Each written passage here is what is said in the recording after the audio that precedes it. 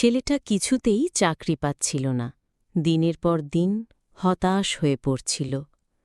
তবুও মা কখনো হতাশ হননি।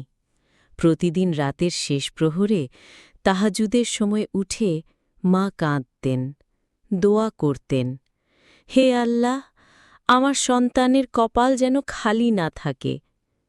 একদিন ভোরবেলা দরজায় টোকা, একটা ফোন কল এলো। ছেলের চাকরি হয়েছিল। ছেলে কাঁদতে কাঁদতে মায়ের বুকে মুখ রাখল, বলল, মা, আপনার সেই রাতের মোনাজাতই ছিল আমার জীবনের সবচেয়ে বড় চাবিকাঠি।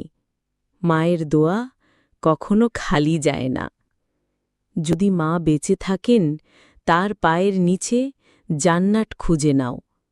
সাহসের ভাই। গল্পটি ভালো লাগলে লাইক, কমেন্ট, শেয়ার করুন এবং সাবস্ক্রাইব করে সাহসের ভাই চ্যানেলের পাশে থাকুন।